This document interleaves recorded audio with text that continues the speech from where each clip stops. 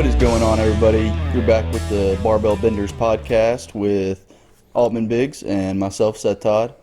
This is our third official episode. Altman, how's your training been? Well, as I talked about last episode, in a little bit of a deload, but now I'm getting back into it, starting to peak. Ready to hit some pretty big numbers at this meet coming up. Yeah, no injuries, no. Oh no, dude! I don't believe in injuries with lifting.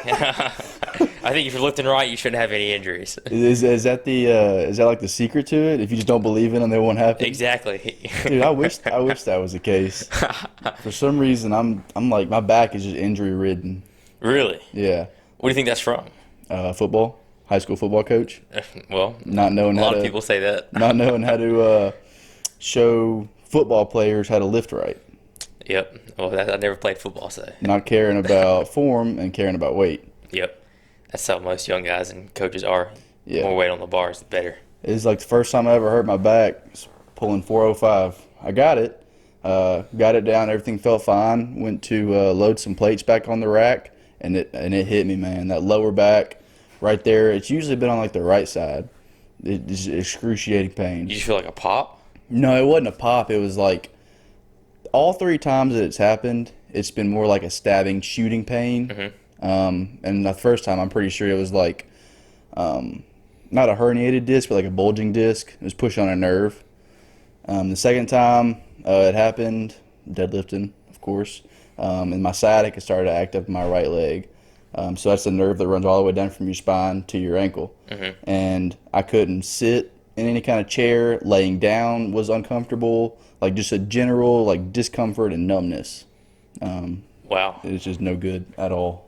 Yeah, that sounds awful. I don't know if I've only tweaked my back once, and I did that doing an RDL when I was about to pick it up actually, and I just didn't brace at all. I was being pretty lazy. Yeah. So that's the only injury I've ever had. I didn't do football, so I never have really had that football experience with the lifting. Yeah. I'm pretty grateful for that now. Yeah, you probably be a little more messed up for football. Yeah, but so what are we going to talk about today? So this episode, we're going to discuss equipped versus raw lifting, equipped versus raw training, competing, recovery, kind of everything we can think of just to go over the differences in them. Because we know this podcast is for a lot of new lifters, high school, college age. And just helping them kind of decide if they want to get into competitive powerlifting, which is better for them. So Altman, if you want to go ahead and give us a breakdown of what someone uses to compete raw, like what equipment are they allowed? You can go all the way from having nothing to sleeves, which are you just pull them on your knees, and then a belt, wrist wraps. And if you're in the USPA, you can use wraps. That's more of like a raw kind of deal with them. It's kind of like a different category. Yeah. There's like raw and there's raw with wraps. Exactly. And then but the USAPL just uses sleeves and a belt. I just use a belt. I don't feel like paying for sleeves right now. Yeah. It can be pretty expensive. I never really found a huge benefit from sleeves. I think some of it's I think it does keep your knees warm. Yeah. And there could be, I don't think there's much of a rebound effect from them. It can be a little bit mental too. Like, I have my knee sleeves on, I can definitely. Oh, absolutely. It's like a placebo effect kind of. Yeah. But yeah, just belt, wraps, wrist wraps. Wrist wraps for benching if you want them. Yeah, and you can use them for squat too. They help a lot. Yeah, they do. I'm sure you use them. That's really about it. And then you just have to wear a non-supportive singlet when competing. Yeah, exactly. Yes. So anything from NZR to SBD. Yes, and if any of you have ever seen wrestling and things like that, I thought that's what this thing was going to be like. Mm-hmm. But it's a little bit more. It covers a little bit more your body than a wrestling singlet. Yeah, I think it does. It can still get kind of short up on your thighs. Oh, dude. But that's what you hit leg day for, right? That should be like a motivator. Oh, dude. But when you squat down, you just feel the pinch. Pinch? I don't want to hear about no pinch from a raw singlet. Forgot about those things that are squeezy. Yeah. What are they, Kevlar? It's like a canvas. Just like a thick canvas. So that brings us into the equipped side of things. So for the squat, you're allowed single ply. So there's two different breakdowns of equipped lifting. There's single ply and multiply. And it's literally just as it sounds. For single ply, the equipment is a single layer with stitching in, I guess, the the high force areas, like in the hips, and then kind of around the butt and the waist. But I mean, it's really thick. It should be hard to get on. Usually, from my experience and just hearing other people talk about it, when used right, it can add anywhere between 50 and 100 pounds It's a to your squat. pretty big jump. Yeah. And then also you can have knee reps up to a certain length. I think it's like 2 meters, which is pretty long. You can get a lot of reps out of those. And then of course a belt and wrist wraps. So how much would you say like reps add to your squat as a equipped lifter? Well, there's all different kinds of wraps, and all of them have they're all elastic, but they have different elastic potential, based on how they're made. So I would say with wraps, with a good wrap of someone who knows how to wrap, at least probably at least 30 pounds, probably 30 to That's still pretty 70, I good, would say. Yeah. So if you get 100 out of the suit and then 70 out of the reps, 170 pounds to your to your squat. I don't know. It's not 170 pounds total. Oh, okay. Yeah. Gotcha. Well, yeah, with the right suit and the right wraps, that's probably the top end. Yeah. So, what's a good wrap? I know people have different styles of wrapping. They like to be wrapped a certain way. What's a good wrap for you? What do you like? Yeah, so if I'm training by myself, I'm okay with self-wrapping. It takes a lot more energy out of you, but you could be using for your squat, but you can do it. So I like to. So the one thing, if you're going to wrap somebody or be wrapped, you need to make sure you have your quad flexed and your toe pointed with your calf flexed as well. And what that's going to do is that's going to keep your patella in place, because you don't want that moving around when you're throwing some tight elastic bands around it. You want it to be as tight as possible, legs straight out. And I like to start with one end right below the knee, kind of half on the patella, half off. And then a lot of people like to go wrap outside the knees, so like making revolutions to where it kind of pulls your knees out. So you're just going like you're basically just going up from where you started. Yeah. Okay. So yeah, I like to do going upwards like 4 wraps, and then if I have enough, I'll make an X and then tuck it back in on the front. Do you want these as tight as you can possibly get them, or do you want just a little bit of room in there? It really depends on how much you can handle from the wraps, because you get some really really stiff ones and they're going to bite into you like hard. But you can leave a little bit of room in it, like the first couple of times you use them, just to see how it feels, because you're going to squat a little bit different in wraps. But I would say, I mean, if once you have experience using them, I'd say shoot, throw them things on as tight as you can and load up some more weight. Speaking of like the form and technique, especially using wraps, a more raw person, they might go a little bit knees over midfoot or over the toes completely. But what's a squat like with wraps in a suit? What is that like? Yeah, so normally with the wraps in a suit, because you have to sit back more in a suit, so it's going to pull your knee back a little bit more. So usually where someone's knee might end up at the toe or over, more often than not, the knee is going to end up between like midfoot and the toe. So it's going to bring it back a little bit, because you have to shift that weight back a little further. That's just what I've noticed. So you sit back more. Are you trying to picture yourself sitting down in a chair, or just sitting into the suit? Like the suit is your chair, taking a lot of the weight. I honestly haven't thought about it a whole lot, but really it's kind of more like a box squat. Okay. You want to reach back with the butt while also keeping the chest up, But yeah, it is kind of like sitting in a chair, because that suit, it's got you. Like, Yeah. Unless you just like completely collapse, that suit's got you. And it's actually like using supportive equipment with like a squat suit, bench shirt, wraps. It actually can improve the longevity of your joints a little bit, because it's taking some of the stress off of it. Now, with that is also a caveat of training is going to be a little more intense, and you're getting a little more time to recover from it versus just raw lifting, because it's just more of a toll on your body. I would see that because you're handling more weight, of course, more than your body can actually handle. Yeah. So how long do you recover between, like, say you have a squat session and you hit a pretty heavy single, like 90%. Yeah. How long do you think how long does it take you to recover from that personally? I could recover from it personally. So I've only been in the equipment like a little over a year. I could probably recover from a heavy squat session within like 3 or 4 days. Wow. I Okay. still only squat once a week. That's what worked for me. Now benching a shirt, it's the same type of canvas, seams around like the shoulders and kind of down the tricep. Same principle. It just adds you to load more weight onto the chest. That one, I could probably recover from a heavy bench session. I was in my shirt yesterday. It'd probably take a couple days. It seems pretty common for guys that are doing equip lifting to do just squat once a week, bench once or twice a week. Is that because it does take more out of you, or you can just, or you just find that you just don't have to do it as often?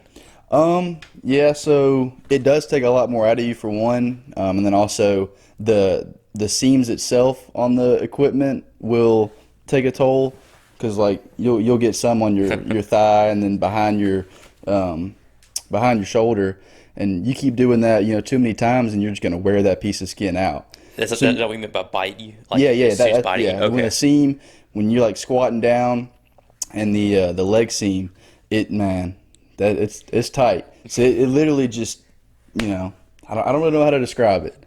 It bites you. Yeah, it bites you basically. Like y'all, the scar. Like I'm not gonna call them scars, but you can just see like where it just Yeah. tore down the. Now Dylan does have some scars. Really? Well, our advisor to the powerlifting club, he's got like permanent scars on his thigh and where the hair is also gone from having a suit so tight. Because my suit, it's tight, but it's not as tight as a lot of the people like theirs. So how much weight does it take for you to actually lift in the suit? I've heard people say they couldn't even squat with 405 or 315 on their back. They had to put a lot more weight on there so they could actually get down in the suit. So yeah, this is a little story. When I competed in November last year, I had an old Titan suit that was used, and I got a good bit out of it. But I think I was able to squat up to like 455 maybe. And then I got a new Centurion, brand new. First time I ever threw it on. I had just got it, and I was like, I got to try this. Like I wasn't even supposed to be in gear yet. I had to get into it. So I got into it. I put on 405, couldn't even crack a 45-degree squat. Wow. Like nowhere near parallel with 405. So I jumped up to 450. I got a little bit further down. And I said, F it. I threw on the straps, threw on 500, 50 pounds more than I'd ever had on my back. Squatted with it, came up. I was like, man, I like this. I like this equipment. Wow, this thing gave me an extra 50 pounds on my lift. Yeah, and I told my coach, and he wasn't too happy with it. But sometimes you gotta have things like that go off program a little bit. Sometimes you just gotta have fun with it, especially when you get a new suit and stuff. Yeah. Sometimes your ego gets ahead of your mind. Yeah, it's like when you get new equipment or do something new in your life, you're like, ooh, it just kind of re-excites you. Yeah. Gives you that passion back. Yeah, it's like something new to try, something new to learn. But yeah. So, the bench shirt.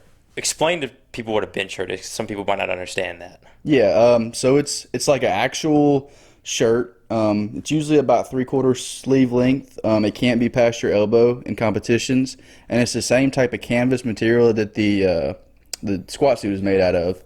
And it's just reinforced in the high tension areas like the squat suit. So around the chest plate and then around the triceps. So you can take it out and it's going to be tight, but then when you bring down the weight, you're loading the weight into the canvas of the shirt first, and then you can tuck your elbows like normal, and that loads more weight into the sleeves of the shirt. And you get to the bottom, and it's like even though it's canvas, it's still like the knee wraps where it has elastic potential. So when you get down to the bottom of the bench, it's all stored up, and you don't want to loosen everything and let the shirt do the work, because then you're going to fail the lift. You got to stay tight in the bottom and be uncomfortable with that tightness, and then once you get that up command, you can explode off your chest with it, and usually probably about halfway up is where the advantage of it loses itself, and you kind of have to finish the rep.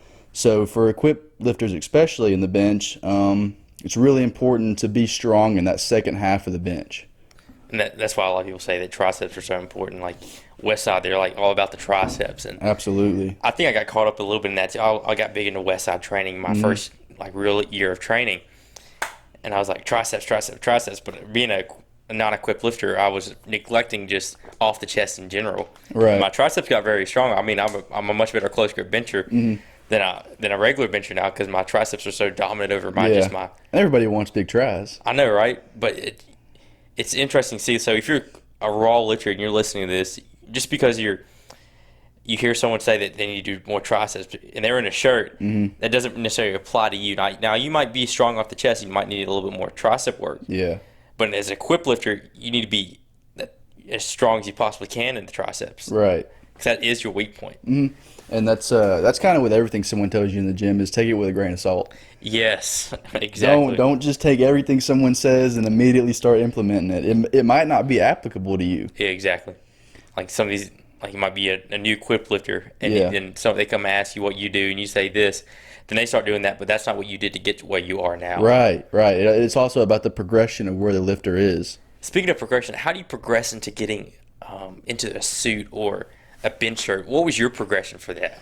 That's actually a really good question. So me and Dylan were just talking about it. I'm about to start a new 12-week program Okay. before the November meet. And I was asking him, is there going to be any raw work at the beginning of it? And he's like, no. We'll just go ahead and with the squat, usually you'll start in reps. You kind of add like one piece and one little way of the equipment every time. So you'll start out with wraps, go those for 2 or 3 weeks. You'll throw on the suit, and people call it bottoms when it's just you have the straps down. So it's only tight around the hips and the legs. So that adds to it a little bit.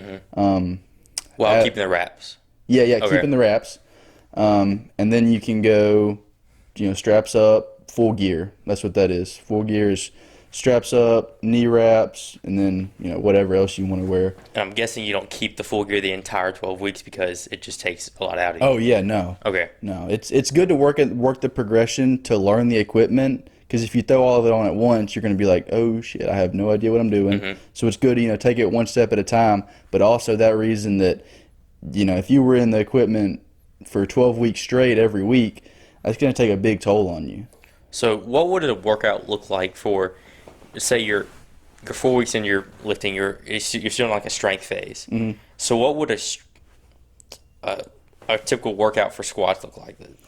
Yeah, so I'll go in, I'll hit all my stretches, warm-ups, go bar, plate, 2 plates, 3 plates, and then I'll usually hit like the last raw single, 365, 405, somewhere in there, then throw on the suit, hit a couple, probably a double, really like a double or a couple triples, in between like 425, 450. So you're still going up incrementally like you would raw. But once you get to that top end, you kind of start making smaller jumps. So I would go, once you get the suit on, you have to get it set. And so the place that you're able to get it to just by pulling it is going to be different from when you actually squat in it. Because when you squat in it, it's going to pull it up a little bit. It's going to tighten in some places to where you can, pull it a little bit more tighter. So yeah, I'd take a rep in just the suit, and then I'd usually go, suit and wraps, and then if I was going to hit a full gear single or double for that day, I'd go ahead and go full gear. I don't usually hit back downs. A lot of people like them. I like to be able to get up to that top set, and then if I am going to have back downs, just have a couple doubles or something. But I won't usually do back downs in the suit. Just because it just hurts. And Yeah, it's just like you already worked up to that top single, and that's kind of what it's going to be in the competition. Opener, second attempt, and the third attempt should be 100, 102.5%. So what would you do as an accessory for your equipped squat? Would you do a regular squat, hack squat, some dumbbell stuff? What? Yeah, so Dylan kind of had me doing some pin squats Okay. as accessories last year, and I really liked them. And I found out I was doing them wrong at first. So the real way you're supposed to do them, from what I hear, is you set the bar down on the pin, and you do this in equipment, so you can practice being tight in the hole and being okay in the hole. So you put the bar where it's going to be a little over parallel. Get under it, squat up, come down. That's 1 rep. And then, so I like those. And it really just reinforces, chest up, torso position, and then staying tight in the hole. Because I'm telling you, it's a lot harder, even with like 50 to 60%, it's a lot harder to start out of the hole stagnant than compared to if you go down and come up. Yeah, you lose that stretch shortening cycle. Exactly. And then, really kind of look at the weaknesses. If you have any in the suit, look at accessories that would benefit those and help those. So right now, really just pin press, and I'm really just trying to work on getting, I wouldn't say speedy, but more accurate in the suit, more dialed in. That's the word. Since we're getting ready, you're getting ready to compete in here in November, right? Yeah. So about 12 weeks out. Gotcha. So let's get into the using what lifts you can use to bring up your weak points. Okay, so we're talking about equip lifting. Yeah. Weak point triceps. What are exercises you're going to use to strengthen your triceps? Yeah, so I love tricep pushdowns. Those are a favorite of mine. I also like to throw in some single arm tricep pull downs. I'll do push downs and pull downs. But single arm tricep extensions. I like to throw in the single arm stuff just to make sure, because that's where you can see if you have like any imbalances. Like if you're doing the same weight for both arms, 10 reps, and your left arm starts giving out on rep 8, you might want to look at something right there. Yeah. I like dips have always kind of bothered my elbows, so I don't like to do those. Okay. But then skull crushers, nose breakers, anything in like that range of motion right there. Close grip bench, so about shoulder width, maybe a little closer in. What about floor press? Any floor pressing? Absolutely. I almost forgot about that. Floor press, it's the same kind of principle as the pin squat. You lay on your back, unrack it, and you come down. Obviously, you can't come past when your elbows hit the ground. So that'll be, pretty much from the middle of the bench up. That's just reinforcing that sticking point where most people have from the middle point to the top. And I usually do between like 8 to 10 reps on that. Okay. Sometimes down to 5 reps. So you don't really go super heavy on those? No, super heavy. You're really just working on, because it's really easy when you get down to the ground with your elbows to just lose tightness and just kind of let it sit there. But when you get down to the ground, you want to have everything tight, just like every other exercise. So you don't pause at the bottom or anything? I do pause at the bottom, but I don't loosen up. Yeah. You know what I mean? Yeah, okay. Yeah. And I like to do it without wrist straps. So you can work on your wrist strength because you'll feel a little bit more when your elbows hit the floor. You got to be kind of careful about that. But yeah, floor press I really like. Speaking of the gripping the bar, I learned this actually probably about last year or the year before. So at my home gym in town, I was told I was gripping the bar too hard because they could see the whites of my knuckles, and they were saying it's taking energy out of your bench. Well, then after doing a little bit, I'm not gonna say research, but just YouTube and learning different things, I was like, so I need to grip the bar as hard as I possibly can. It amazes me how much of a difference it makes. Yeah. It makes it easier. It makes it feel like the weight's not barely even there. Yeah. Because it makes your wrists feel a lot more stable. Right. Because your flexors and extensors are firing. They're stabilizing the bar for you. Yeah. Aside from the fact that you don't want whatever you're benching coming down on your face. Yeah. So what do you think about those suicide grips, dude? That people do. If you've got the kahunas to do it with some decent weight, go for it. I've never done it. I always got the thumb wrapped. I'll do a suicide grip on squat because I have bad wrist mobility, I guess. But nah, man, I'm not a suicide gripper. But yeah, the squeezing the hands as tight as possible, I think, is really important. I think it's very underrated. Yeah. A lot of people they'll just grip the bar and hold it, but actually squeezing as hard as you can. So if you go right now and you squeeze your fist, what else flexes? Everything up your arm. Yeah. So that'll help transfer strength throughout your wrist and your forearm and your bicep. And it's a great shoulder saver too. If you're not able to absorb that force from the bar through your grip, you're just going to go all the way to your shoulder, and it's just going to wreak havoc on your shoulder. Right. But if you can grip the bar as hard as possible, use those muscles to kind of, we're using very basic sides here, but kind of dissipate that force a little bit more, so it just Yeah. doesn't wreak as much havoc on your shoulders. That can be a huge benefit Right. in the yeah. long run. You spread out that force over your entire arm. Yes, Matt Wing talks a lot about that, and he equip lifter and raw lifter too. Yeah. So have you ever thought about equipped lifting? It looks fun. I'm not gonna lie. I want to put the wraps on one day. I really do. We can make that happen. Absolutely. I just want to see what it's like, what it does for me. Now, of course, it's gonna say there's a learning curve. Absolutely, you're probably gonna get a little bit worse before you get better. Right. I don't know about the suit yet. I'm willing to put on wraps, but I don't know about the suit, dude. And I'm definitely not gonna put on a bench shirt. Well, I'll take that back. I think I would put on a bench shirt if I could fit into one. Oh, we can for sure find you one. I actually just got mine back from Titan from getting it altered, and it fits so tight. I love it. Oh, it's amazing. Yeah, that's another thing that I thought about, the learning curve on equipment. A lot of people, how many times I've heard it, if I had that, I could do what you do. It's a skill. It's Yeah. like anything. Yeah, especially, multi-ply more so than single-ply because it's even tighter, even more restrictive.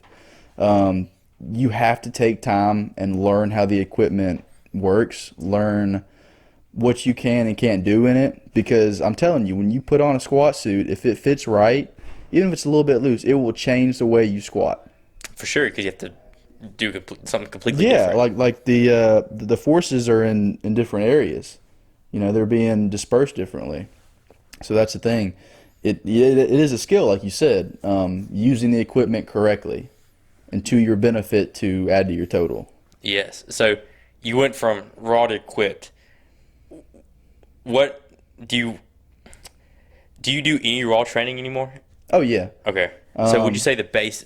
So you talked about that you and Dylan, y'all aren't doing really raw training right now because you're preparing for your meet. right. So when would you stop doing raw training? And would you use it more in the off season? Oh, absolutely, yeah. That's like a big debate in the powerlifting world, is how much time you should spend in your equipment. Bryce Krawczyk, he likes to spend a lot of time in his equipment. There's a lot of pros and cons to that. For me, I like to start putting equipment on at least 12 weeks before a meet. Okay. Because obviously, law of specificity. Gosh, I That's never a- say that right. Specificity. Specificity. You just gotta say it slower. The more time you do, or the more times you do something, the better you'll be at it. So if I can get 12 weeks of solid training, that's 12 squat sessions, 12 deadlift sessions, and probably between 12 and 20 bench sessions in that time in the gear, opposed to like Westside used to do. I think they used to only squat in wraps and training, and then like a month out, they'd give them their gear and be like, "All right, learn it." Yeah, like Dave Tate used to talk about Yeah. it. I think they would just do it the day of the meet. Really? Yeah, I think they would just throw the gear on and stuff. But it's a much different squat than what a squat you would do. They go extremely wide, but nowadays they do a lot of their max effort work in the gear. Yeah. What do you think about Westside training? Do you think that's better for equipped lifters? Especially more intermediate advanced? I think the principles behind it, as far as having like a max effort day and like a hypertrophy day, I think that's good for equipped lifters because in equipment especially, there's going to be a lot more pressure throughout your body, in your head, everywhere. So you need to be okay and learn how to deal with that tightness. And so I like the way they train, but I think it would also be very beneficial to raw lifters. It kind of just depends what accessories you're putting in. 'Cause I think accessories have a big factor on why you're doing them, as to what you decide to put in your program. Yeah, for sure. Like target weaknesses. Right. That's what's going to make you stronger. What your weakness. We talked about that in our podcast earlier. Yeah. Do what you're not good at, Yeah. and that will make you better. Exactly. And just once you get better at those things, keep finding stuff that you're not good at. Do what you're not good at, but if it hurts you really bad, then don't do it. Yeah, don't do it. You might just have to have weak wrists forever. Or wrist wraps. Yeah, there you go. Even in raw, you got them.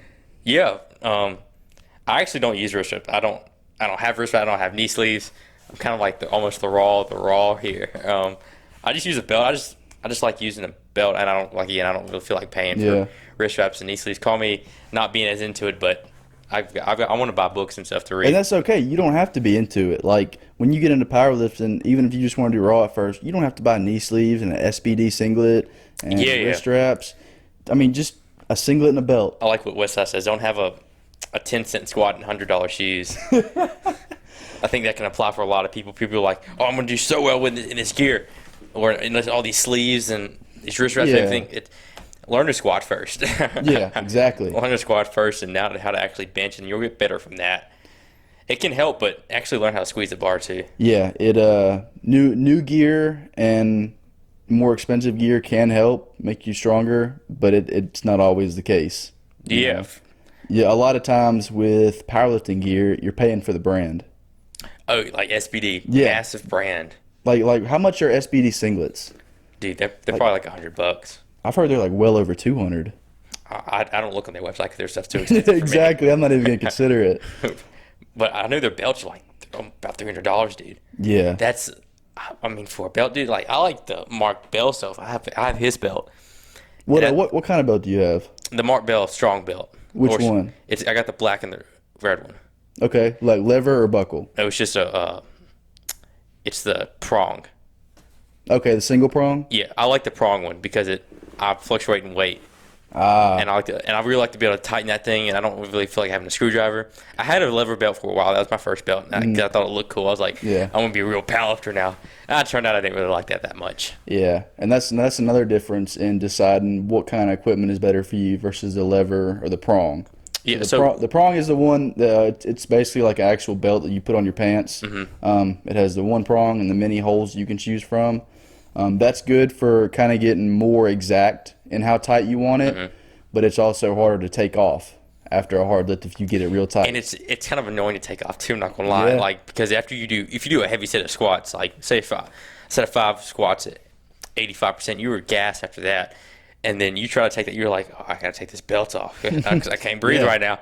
It's Yeah, just, you want that belt off as quick as you can. it takes a little bit of energy to get that belt on too, because I put it around a barbell and I squeeze the end of it so I get as tight as possible. And sometimes Right. I might even get a cramp in my abdominals from just pulling so hard. Really? Yeah. Which is a benefit to the lever belt. Yeah. So it's kind of hard to describe. One side has a row of holes on it, like the other one. The other one has a lever, so you stick little prongs in the outside of the holes, and you just kind of flip it over. So it's easy to get on and get off. But a downside to that is there's not as much flexibility in like the sizes that you can go. You know, if it might be a half inch too big, and so you make it bigger, and now it's a half inch too small. You know what I mean? So it's a half inch bigger, so I'll make it bigger. It's a half inch too big, so I can only I'm go gonna go a by little an bit inch at a smaller. time. Yeah. Yeah, you know what I mean. Yeah, I got you. The increments are not as precise as the prong belt. Yeah. I know. So I think it just comes down to preference what you like. Like Yeah, you it said. really does. And same thing for singlets. If you like SBD and you want to spend the money, go for it. It's going to do the same thing that ends are. Yeah, it's I mean one's they gonna all do. have to meet the same specifications. Yeah, you're just paying for the brand. Wrist wrap, same thing. If you want to get the entire night package from SBD or the red package, yeah, go ahead. Whatever floats your boat, man. In the end, if I'm lifting more than you, then I'm just stronger. Yeah. In addition to that, a lot of people probably aren't aware that there are a lot of restrictions on what kind of equipment you can wear. Like if someone were to get into competing in, let's say, the USAPL, a member of the IPF, they are very stringent on. They have like a list of brands that are acceptable and not acceptable.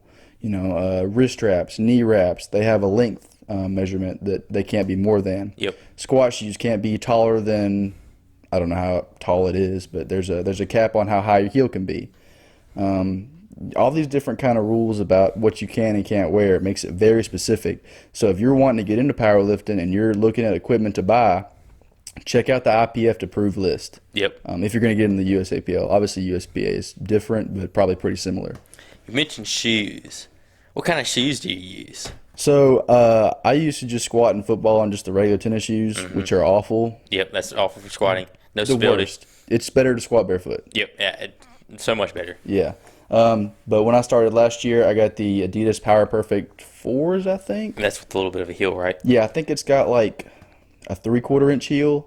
They weren't too expensive, like 60, $70. Really between squat shoes. If you're looking for a raised heel, it's really between like Adidas and Nike, the Nike Remalios. Nike's more expensive, obviously, but the Adidases have worked amazing for me. I love them. They've got the lace and a Velcro strap on it to make it a little bit tighter. But they've been all around solid shoe for me. I've tried those. I have a pair of them. I got them. I was like, I really want to try these out. These are going to make my squat go up so much. But I would try them out, and I would just lean so far forward. And I'm using a low bar stand or Yeah. low bar squat, so it's probably going to send me a little bit farther forward. But if I was using a high bar squat, then I would definitely use them or put my feet on plates or something to make it to where my heels were a little bit elevated so they stay in that neutral position the entire time. Right, so that's the reason that people wear squat shoes, correct? Yeah, so they can make it a little bit more upright torso. I think that if your proportions aren't set for it, then you don't really need them. Right. Like I've tried them. I don't really get any benefit from them. I think I'm a little bit worse with them. I like barefoot, or not barefoot, but I use the Converse Right. flat. So I think those work a lot better for me. I don't fall forward when I Yeah. squat anymore. So when someone is squatting, what would let them know that they might need to invest in a raised heel shoe? You know, I think it comes down to ankle mobility. If you're someone that doesn't really want to spend the time on ankle mobility, then yeah, you can get some shoes. Again, high bar, if you're using a little bit more of an Olympic lifter type. Right. If you have a shorter femur, so that means just a shorter leg and a longer torso, I think those would be really beneficial for you because it makes Yeah. it to where you can really have an upright torso.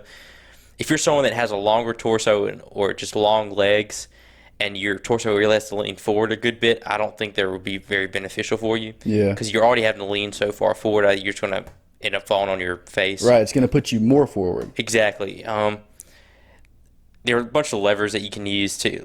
We're not going to really get into the levers as much, but again, like proportions come huge Yeah. into play. Like you see a bunch of Olympic lifters, they have pretty good proportions, short little legs, Yeah. and then pretty long torsos that makes it to where they can have a much more upright squat. Yeah. So that ankle mobility, if you find yourself when you're squatting, your heels come up, I would try to put like a 5-pound plate under your heels first and see if Yeah. that helps, because ankle mobility usually is the big factor in that. So speaking of ankle mobility, some things you can Squat University. Eric Horscher, is that his name? I can't remember exactly. You can do he has a lot of exercises for ankle mobility, and they work tremendously.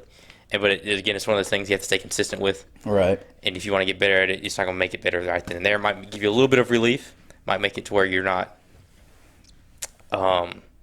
as tight.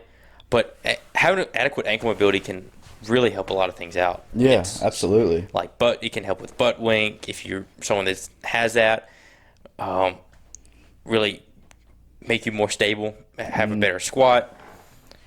What do you think about the butt wink? I've seen people with it. I've dealt with it, and it's just something that I've seen that a lot of lifters do. Yeah, I think so. I had a problem with that, but right around my November meet, and kind of after that, that's one of the main things I needed to fix before the February meet. And there can be a lot of different causes of it, I think, and a lot of different fixes that you can apply to help with it. So number one thing I did, so anybody that doesn't know butt wink, when you get down around parallel in the squat, your butt just kind of rolls up under you. It's the curvature of the lumbar spine under load. Scientific right there. Yeah, there we go. So I would first work on torso. Keeping your whole trunk all the way from your hips up to your shoulders stable, and making sure that you're mobile in your hips. I think that's also a big part of it. Yeah, it's massive. Being able to actually open up your hips. Yeah. Like open your taint like Ed Cohen says. Yeah, he actually said that. Yeah, say what? He actually said that. Yeah, he did say that. Open your taint when you squat. Open the taint. Yes, exactly. Chris Duffin talks a lot about this too. He squatted 1,000 pounds 3 times. Really learn to open up the hips, have adequate hip mobility. Use like when you get a new person in the gym, we take them through a progression. They're not going to have that mobility right then and there. I think bracing comes down a lot to it, dude. Too. Absolutely. If you can learn to brace extremely hard, extremely well, that's going to make it to where your torso is going to be one solid just trunk instead of being two Absolutely. separate movements in the squat. It's going to be one solid. Yeah, another thing, if you're trying to figure out what needs to be fixed in your squat, record sets. Yeah. Don't worry about what anybody else thinks in the gym about you thinking it's going to post for the gram. If you want to put it on Instagram, go for it. I know for me, I record sets so I can see what I'm doing wrong, what I need to do better, how fast the rep was, how smooth it was, just everything like that, so you can, go back over it and see what you need to work on. Going back to the butt wiggle, Dr. Stuart McGill, who is who developed the McGill Big Three, which are 3 core exercises to help stabilize the spine and the erectors and the abdominals. He actually did a study, they started a research study, and what they had the lifters do, they had them stand with like 100 pounds in their back on a barbell, and they would make them tuck in their pelvis while standing, and they couldn't complete the research study because it was so painful for the participants. Wow. So that's how it can cause a lot of pain. It's something you definitely need to fix. Because over time it's just going to wear and tear, and it's going to give you back problems, of course. Because when you squat down and your butt and your lumbar curls under you, that has to be the first movement for you to actually get back up. Yeah. And it creates this wear and tear on the spine and the bulging disc, which then creates a bulging disc. Right. And it makes it extremely painful because that can then expand and start attacking the nerve. Yeah. Which is so we're kind of getting off topic from the equipped and raw stuff, but I just wanted to say this first. When you're trying to fix your trunk position for the squat, a lot of people will try to get that big breath and arch their back. You don't want the arch. Really? You want to be, okay, so a little bit of arch is all right, but for the most part, you want to stay neutral because like in that butt wink, when the butt is kind of pushed out, it can be because of that arch. So if you straighten up and make from your shoulders down to your lumbar spine more stacked over your butt, it'll come down in a straighter line. So that might be something to look at to fix your torso angle and how tight your trunk is overall. For sure. You got anything to add about the equipped lifting? If you want to get into it, do your research first. It can be pretty expensive, and the only reason I did it was because I'm pretty weak raw, to be honest. Yeah, you are. I'm not even gonna lie about that one. That's the only reason I wear gear. But yeah, it can be pretty expensive at first, but it is an investment if you can take care of your equipment, and it's extremely enjoyable. I love it. It's addicting to me because I love to throw it on and push further than I can usually go, and just try to get a little bit further, get more dialed in with the equipment, and just being better at using it. I just love it. Yeah, which is great. That's what keeps you involved in find something you love. You found something you love. We'll see if I put it. I don't think I'll compete in it anytime soon. Yeah. I might put it on, but I'll probably stick with the raw right now.